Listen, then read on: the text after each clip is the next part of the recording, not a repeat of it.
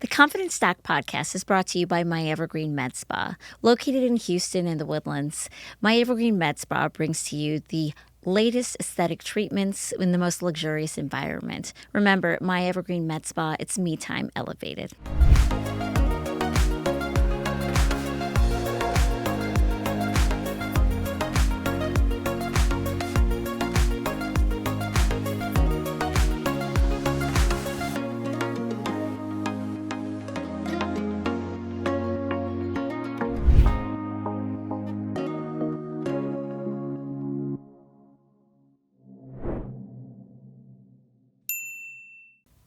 Welcome to the Confident Stock Podcast. I'm Dr. Rednam. I'm a board-certified plastic surgeon in Houston, Texas with my Houston surgeons. Today we have a special guest, Dr. Akshay Sanan, who is in Boston, Massachusetts. He is a double-boarded facial plastic surgeon, and he's going to talk to us about all things facial. Welcome to the show. Wonderful. Thank you for having me. I'm excited to be here. So tell our listeners a little bit about what it means to be a facial plastic surgeon. Absolutely. So as a facial plastic surgeon, my training started after medical school. So I went to Boston University for medical school. And when I graduated, I did a residency in otolaryngology head and neck surgery, which is different than a plastic surgery program, right? So in this residency, you get exposure to all things head and neck surgery related. Probably 25 to 30% of that exposure includes aesthetic and reconstructive plastic surgery of the face and neck, and a lot of rhinoplasty exposure. So I fell in love with facial plastic and reconstructive surgery, and then I did a fellowship in the specific field at Stanford University. So I did my residency at Jefferson in Philadelphia, and then I went to Stanford University in California, where I trained with Dr. Sam Most, who's internationally known for rhinoplasty and deep plane facelifts. And during this time, I got exposure to the nuanced aspects of facial plastic surgery. I was an attending physician at the Palo Alto VA, and I had clinical title at Stanford University School of Medicine. So I had some independence while also learning directly from an internationally known leader in facial plastic surgery. So that kind of set my career on an upwards trajectory. And being double board certified means I'm certified as a head and neck surgeon, but also as a facial plastic surgeon. And, you know, your focus is pretty much everything above the clavicles. So you really spend a lot of time in a very focused area. I tell that to patients. I only do surgery of the face, neck, and nose. And it's anything, like you said, above the clavicles or the collarbones. That's my wheelhouse. Have you always been in the aesthetic realm, or is there a time where you were doing other things that are within the ENT world? So when I graduated fellowship, I moved to actually initially Los Angeles. Now my practice is in Boston, but the first 4 years I was in Los Angeles. And the first 2 years I was doing both aesthetic and reconstructive work. So a lot of skin cancer, post-Mohs reconstruction, a lot of functional rhinoplasty, functional eyelid and brow surgery, and some facial nerve reanimation surgery. But then now I'm in my 6th year of practice. For the past 4 years, I've been exclusively tailored my practice to aesthetic and cosmetic surgery of the face and neck and nose. And I think that, you know, we can agree, while we're in similar specialties, that the more you're doing of one type of thing, the better you get at it, right? I would agree with that. And I tell it to patients, I'm like, I basically do 5 to 6 procedures, but I do them at the highest level possible. And I do all the non-surgical stuff as well, but it allows me to really focus my practice. So if I'm doing facial rejuvenation surgery or rhinoplasty, like I'm really focused on that. And I try to be up to date on all the kind of literature, but then what people are talking about at meetings, and it allows me to really focus my practice. Well, I've got lots of good questions for you. So while I do some facial plastics, I don't do any rhinoplasties. So I'm really, for me, someone be like, oh, so tell me a little bit about using the piezo technique, because I know that's something I've heard about and things, but I really know nothing about it. Okay, that's wonderful. This is one of my passion projects. So, a lot of things that you do in life, you're lucky for the mentorship that you have. So when you're in it, you don't realize what you're getting until you start doing things on your own. So when I was at Jefferson, my program director in head and neck surgery, he really published the first paper on what he called sonic rhinoplasty. So there's this instrument called the sonopet. And the sonopet is used by neurosurgeons, orthopedic spine surgeons, oral surgeons. It's basically when you have ultrasound waves and they vibrate really fast, that generates heat. And that allows you to sculpt and mold bone very precisely and causing less trauma on the surrounding skin, muscle, and tissue, right? So the sonopet, he used to use it for rhinoplasty for if someone has a bump on their nose, it's predominantly bone, you can file the bone down. Because traditionally, the way rhinoplasty is done is with a hammer and chisels and also some sort of filing instrument. Much more traumatic on the skin, the muscle, and causes more pain. Then when I went to Stanford, my fellowship director, he used the tool, the ultrasonic piezo. And this was designed specifically for rhinoplasty surgeons, more ergonomic, more designed to rasp the bone down, but also part of a rhinoplasty is to narrow somebody's bones. You would typically take a hammer and chisel and literally break the bone in, as you've probably seen in your training. And with the piezo, you are literally etching a line in the bone under direct visualization, which sets you apart from the hammer and chisels because that's done blindly and by feel. And what I've noticed with patients is that there is less swelling, less pain, and less bruising compared to the traditional way. So now I'm lucky that I'm able to offer that to my patients who have bony issues. The tip work, you still do a traditional rhinoplasty way, but any sort of bony work, bump, narrowing the bones, that can be done with a piezo instrument.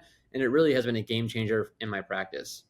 Well, and I mean, with rhinoplasty patients, right afterwards, swelling can just hang around forever. So if you can reduce that from the get-go, that is a big deal.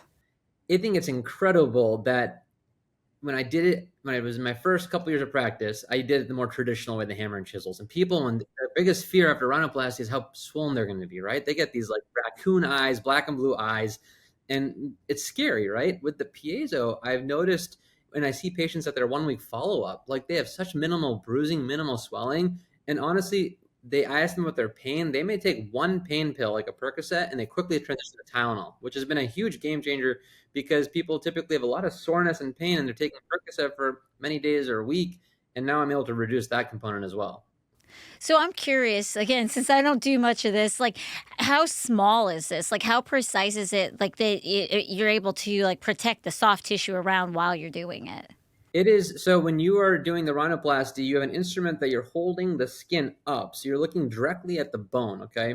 And it's like the size of this pen. It's a little bit wider, but you hold it like a pen and you're literally, you're scraping on the bone as it's vibrating, and you literally see the bone melt in front of your eyes. It's It's pretty incredible. cool. That's pretty cool. Yeah. And it's a great teaching tool.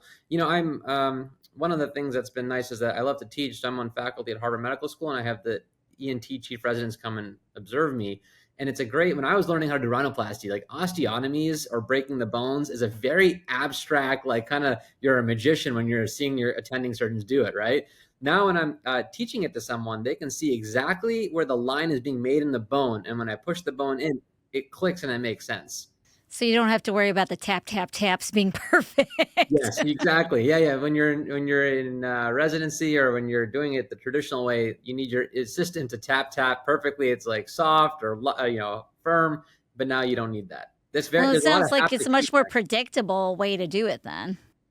Oh, it's been amazing. I know exactly where I made the line in the bone. I push it in, and when you feel, one of the concerns when people do it with a hammer and chisel is that you may feel the osteotomy or where the bone is broken. With this being so precise and you know exactly where you're going, I haven't encountered that problem either.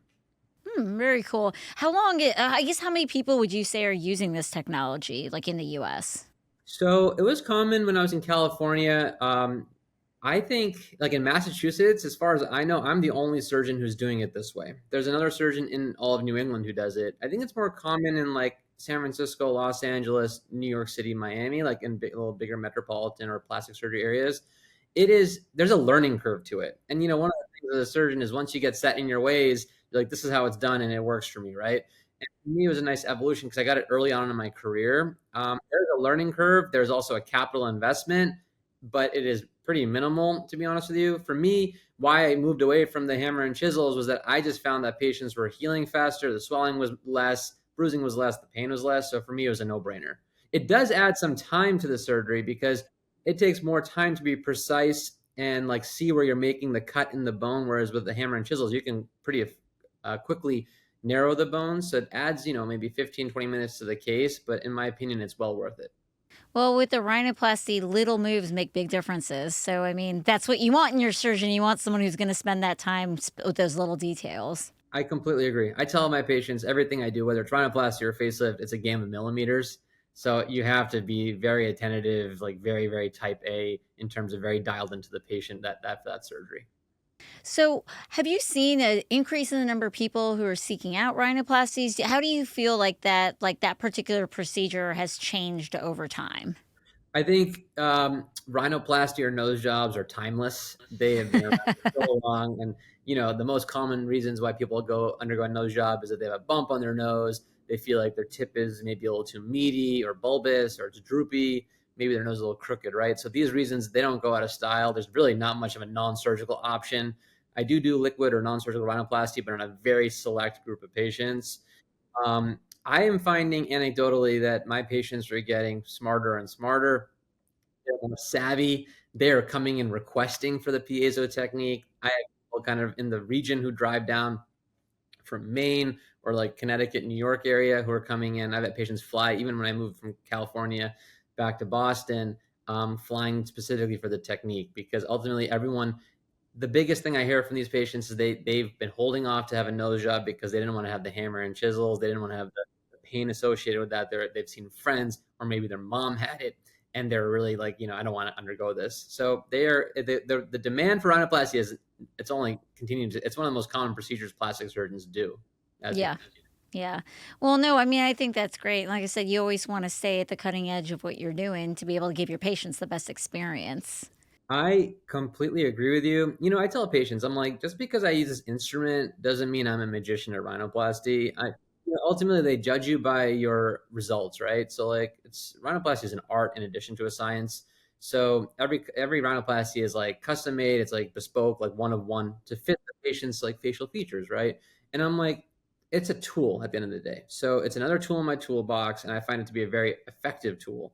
And don't worry about how I get you from A to Z, but if you like the end result that I'm producing for previous patients, then I think you're a good candidate for this procedure. And it just so happens that the tool I use will give you less bruising, less swelling, less pain.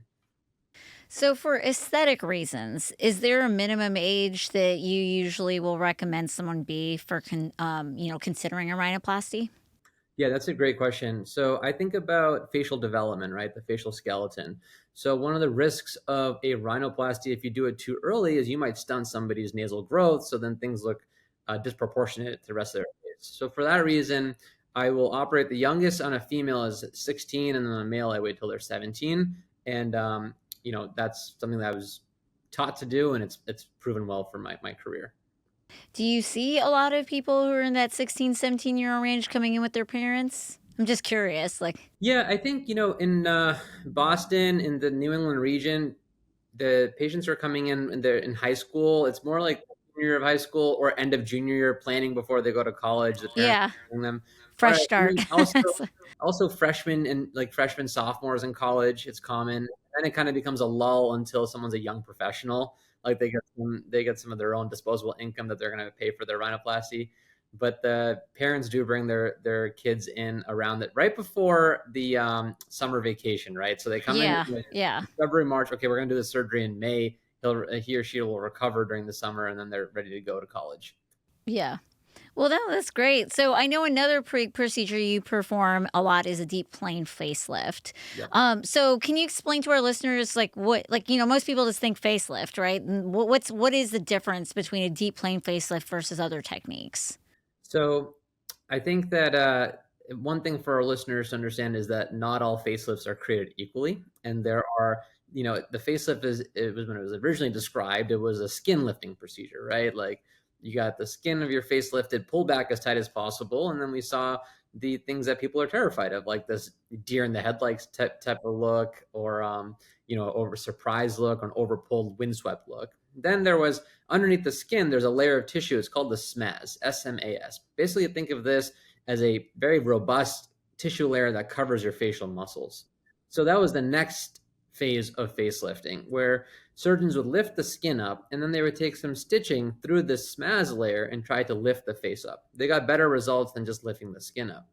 The next foray has been deep plane surgery. So the deep plane means you lift the skin, not as much as they used to with the traditional facelift, and then you separately lift the SMAS layer. And when you do that, We know anatomically there are 4 ligaments that kind of pull your face and neck down.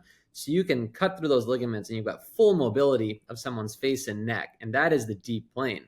When you have control of the deep plane, you can lift someone, and we know we age in a vertical fashion. So you can lift their face and their neck vertically instead of horizontally, which is one of the reasons why old school facelifts have this negative connotation to them. And when you do that, there's not as much skin removal as you need to do. And patients also, they look very natural. And that's one of the beautiful things about deep plane surgery is someone looks 10, 12 years younger than when they started before surgery. Mm-hmm. And you're not separating the skin layer quite as much, so you don't have as much swelling as you may have with the other types of facelifts. Yeah, that's a great point. So when you do deep plane surgery, you don't have to lift as much of like a lengthy skin flap is what we call it. And therefore the connections, the blood vessel connections to the skin are still maintained. So there's less swelling, and then the skin tends to heal much better because that skin flap has more of a robust blood supply, but also there's not much tension put on the skin. Like people are always worried about facelift scars, and you can get bad scarring if there's tension, meaning there's a lot of pull on the skin. So if you just lifted someone's skin and pulled it back as tight as possible, you're relying on that skin to really suspend the face. That's a lot of tension, so people will get bad scarring. With deep plane surgery, we don't find that to be a problem. And I know the answer to this question, but I'm going to ask it to you. Then why isn't everybody doing a deep plane facelift who does facelifts? This is it's like the $1 million question, right? And it comes down ultimately, like what I said earlier, it's like who your mentors, your training. Like surgeons are a product of the environment that we trained in. And now that doesn't mean you can continue to grow as a surgeon after you finish your training. But I'm lucky and I'm fortunate that in my time as an otolaryngologist or head and neck surgeon, we did so much cancer, parotid gland surgery, facial nerve dissection that you feel very fast and uncomfortable with the anatomy. So when you learn how to do deep plane surgery, you already know these tissue planes. And this differs from like when I have colleagues who did a general surgery residency and then a plastics fellowship or integrated plastics training program. The training model is just different, right? So some people may get deep plane exposure, some people may not. And as far as facial nerve dissection, very unlikely in a plastic surgery program compared to an otolaryngology program. So the foundation was set for me. But then I also, when I was living in Los Angeles and practicing, I would always go spend time with like the biggest name surgeons and who had high volume facelift practices just to continue picking up these nuances, to take my career, like continue evolving my facelift approach. I think surgeons who are mid-career or later on in their career, they're set in their ways. It's hard. There definitely is a learning curve to deep plane surgery.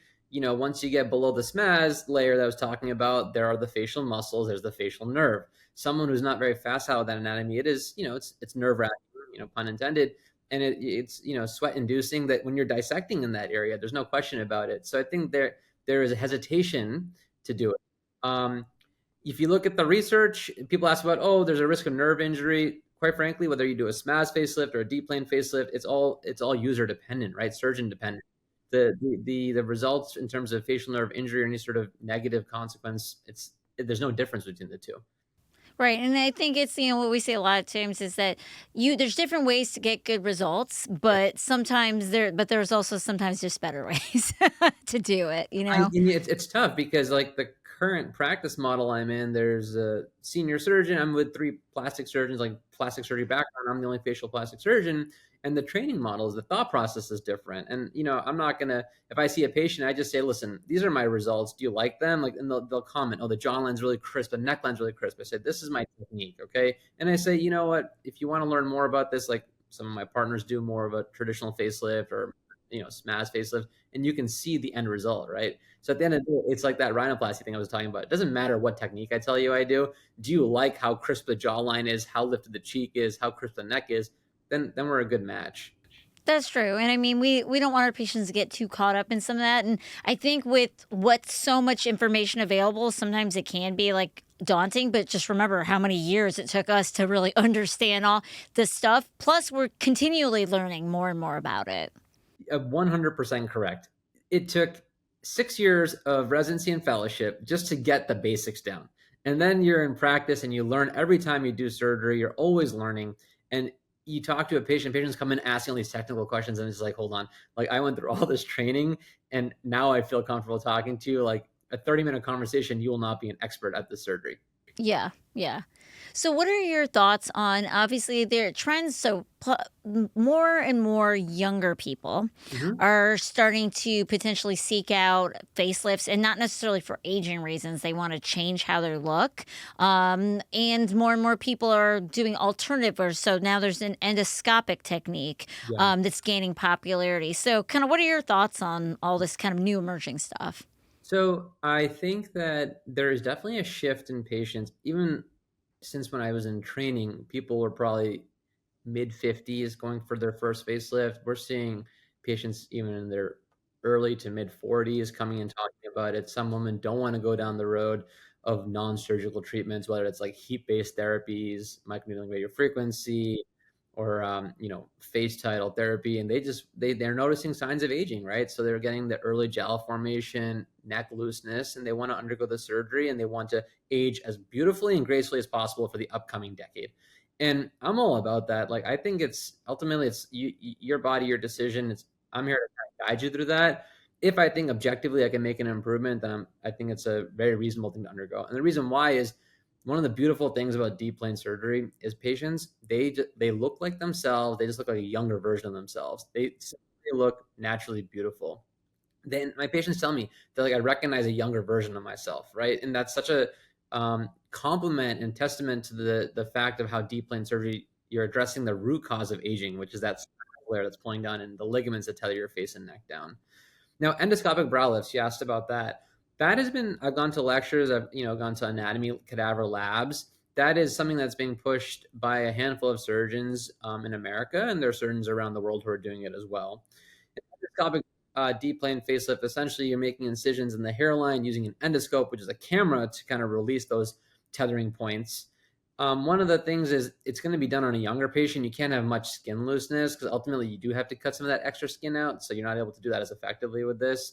People who are really concerned about the scar in front of the ear, you still make the incision behind the ear. It is an option that's available. I don't offer that to patients. I find in my hands like a regular deep plane face and neck lift, the incisions heal really favorably. I get really good control of the cheek, the jawline, the neckline, and I haven't had patients ask me about it. I'll be honest with you. Yeah. Well, I think it's an interesting area, but you make a good point. What you said earlier is like if you like how my results look overall, don't get too worried about the technique I'm using. It's the end point that's what the goal. Yeah, I mean, as a plastic surgeon, as you know, you're judged by your closures and you're judged by how the patient looks. No one cares what it took you to get there, right? Correct. Correct. So I try to remind them that, like, I teach my patients as much as I can, simplify it, that there's like the skin layer, the muscle layer. I gotta lift the muscle layer and then cut the extra skin out. It's not just about tightening the skin, and they comprehend that. Well, you mentioned earlier, right, all these non-invasive devices. Yeah. So I think a common question we get asked is, okay, if I choose to do these things because I maybe aren't ready, I'm not ready for surgery yet. How does that then affect things later if I do decide to get a facelift or a neck lift? Yeah, so that's a great, it's a whole topic of conversation. I think I tell patients everything in moderation. Okay.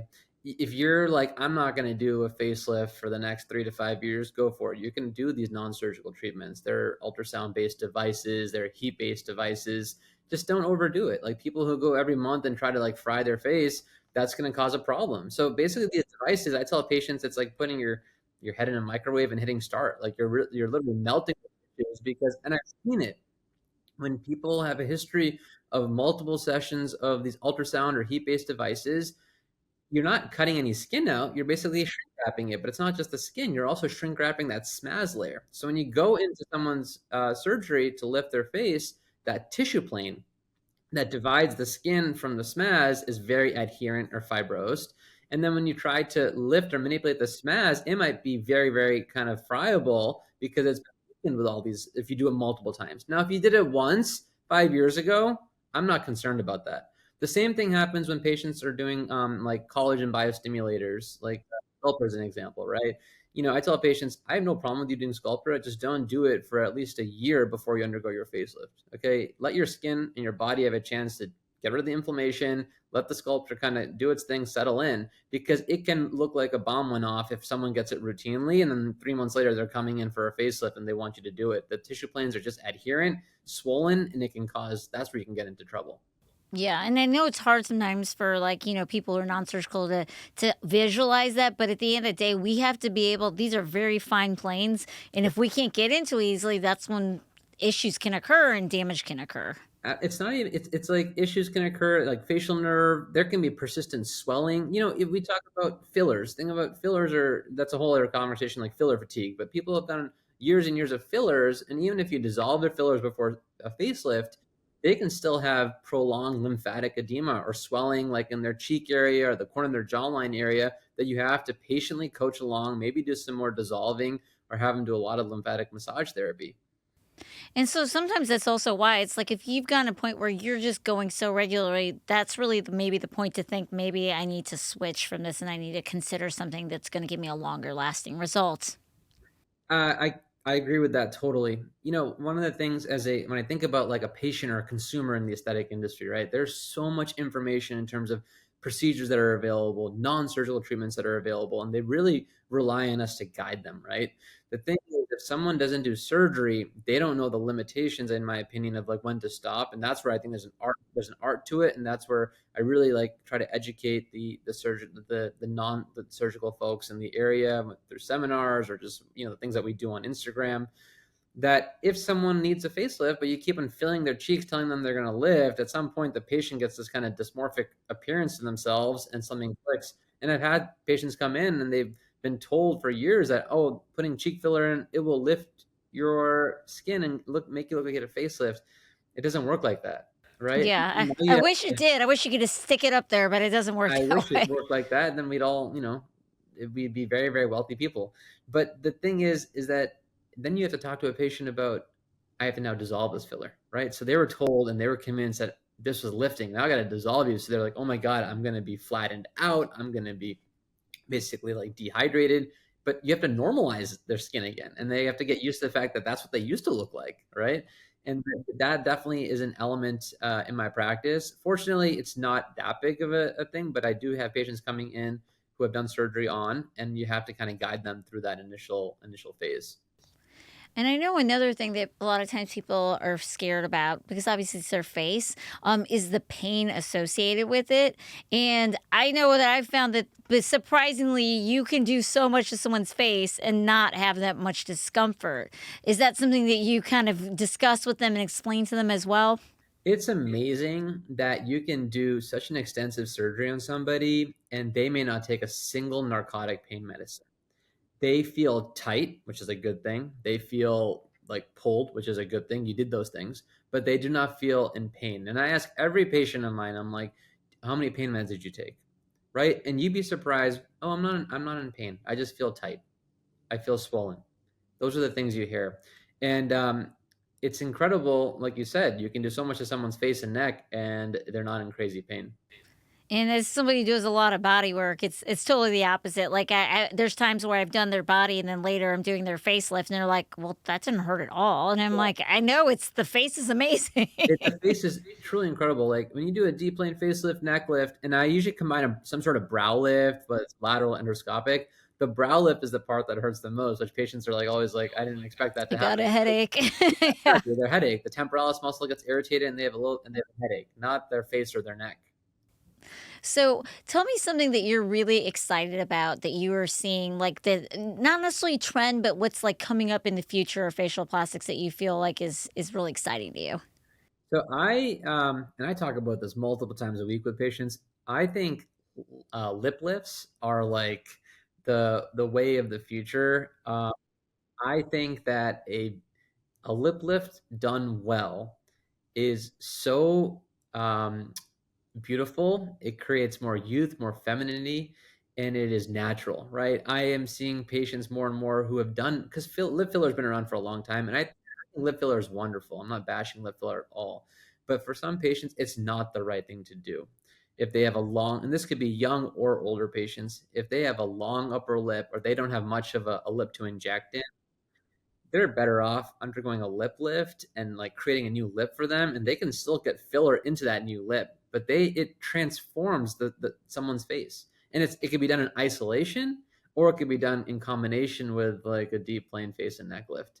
That to me is very exciting. And I've been in practice now in Boston for a couple of years, And it very much so is considered a novel procedure. When I was in LA, it was much more well known and commonly.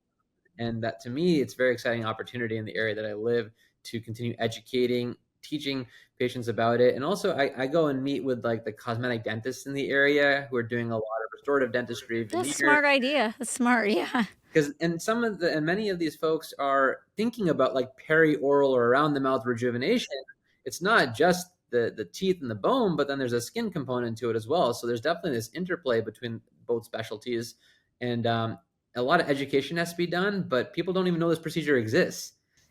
So when you do a lip lift, are your patients awake or are you putting them to sleep? I offer it to patients based on their comfort level. I will do only numbing injections like on the dentist's office. I will do numbing injections plus oral sedation if they want that, or I'll do IV sedation. So we have a board certified anesthesiologist who comes to the office and does IV anesthesia, so the patient is asleep for it, but they're still breathing on their own. So I'm comfortable doing it however the patient feels comfortable. I think it'd be pretty nice when you're awake because then they can literally see when you kind of hold it up, like how much their change is, you know? Yeah, once you inject them up, the lip gets very swollen, just like when you put a needle for lip filler. So the key for a lip lift is when you do your preoperative counseling, you like show them the measurements, you kind of show your before and afters to give them an idea what to expect. But once then, and then you have to make your incision. Sorry, you have to draw out your incision, and that is what you have to stick by. Because once you inject the numbing, everything gets kind of distorted. So on the table when they leave, it looks very swollen. I tell them for that first week, it's going to look like a bunch of bees stung your mouth.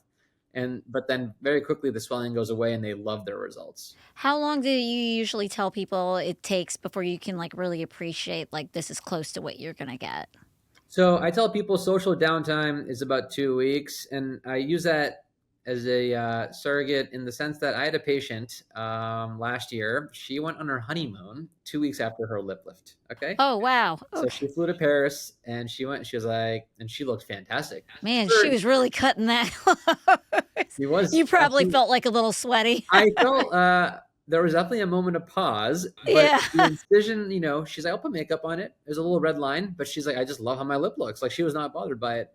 I'll tell people about at that 3 month mark, you're about 90% healed in the sense that your lip, in terms of swelling or stiffness, is dramatically like more or less gone. You kind of forget that you had a lip lift. Your incision is starting to fade away, but it takes a full year to really kind of have the scar kind of minimized. But just like there's a deep plane in the face and the neck, there's also a deep plane in the lip, right? There's the skin layer, there's a SMAS layer, then there's the muscle. So I do a deep plane lip lift, and I learned this when I was in California. And you take the tension off the skin, and the incision heals beautifully. And I think that's most people's concern with that is like, how's my scar going to look under my nose? Exactly. Um, but I show them the examples, and people tend to heal beautifully. And you can also make the incision where the nose meets the upper lip, and sometimes you got to make an incision on the corner of the lip if somebody has like a kind of curled in lip to evert that. And that is a concern people have, but in my experience, the incision heals very, very favorably. And this is like a good time for me to point out that's why you want to go see someone who does a lot of this particular type of procedure and doesn't dabble because these small things he's mentioning make a big difference on your end outcome. Yeah, I mean that's true about anything. Like you do a lot of body surgery, and you want to go to somebody who does a lot of something, right? And it's this goes back to the aesthetic industry. Patients don't know, and like you're like half the job I feel like is educating, informing, making them feel like they're making the right decision. You know, maybe seek like another opinion, see a perspective on like how what they're getting. I am a fundamental believer. Like if you do something, do a handful of something, and just be the best at it. Yes, I totally agree with you. And thank you so much for joining us today. I feel like I learned a lot. And, like, there is a lot of really exciting things kind of coming out in the forefront. And I think the goal, what we're trying to do with everything, both facial and body, is that to get really natural results, Absolutely. like make people guess whether you've had something done. That's it. Like we are in this what we call this like undetectable era, right? Like I tell patients we're in this like quiet facelift era.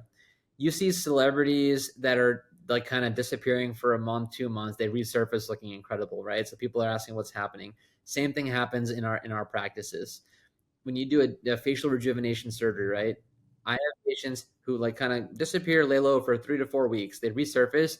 their own families, like I'm talking like their parents, their cousins who see them regularly, they can't even tell they had a facelift. They think they got their hair done. They think they lost weight They eating. slept a bunch. Yeah. We are in this undetectable era, and it's amazing. So whether it's with the body surgeries that you're doing, deep plane surgery with the face, the neck, you can also do a deep plane neck lift on its own. Like someone has a double chin genetically, you get rid of that. People just ask, hey, have you been working out? Not that you had a neck lift, right? And lip lifts are part of that category. And it's an exciting time to be in plastic surgery because I feel like our techniques have really gone to the next level. I think there's so much transfer of information, whether it's going to meetings or these Telegram groups, and people are sharing what they're doing and what works. And there's much more transparency in addition to the technique, the anesthesia. Like it's an amazing time, and patients are recognizing that. Yes, they are. And I think that's why a lot more people are seeking out things because more is being shared and they're seeing that, hey, I can kind of get the look I want without it being obvious. So I love that. 1,000,000%. I completely agree. Well, thank you so much for joining us. If any of our listeners wanted to find you, they wanted to get some work done, how do they find you? Well, first of all, thank you for having me on the podcast. This has been a really fun conversation. Anyone who's listening, interested in seeing me, you can go to my website, www.drsanan.com, SANAN. I'm on Instagram, TikTok, Dr. Sanan MD, and I'd be happy to see you and talk to you. Okay, definitely give them a follow because lots of pearls and lots of wisdom, and I'm sure beautiful photos too. So Wonderful. thank you again so much for joining us. And thank you all for joining us on the Confidence Doc podcast. Tune in next week for another exciting episode.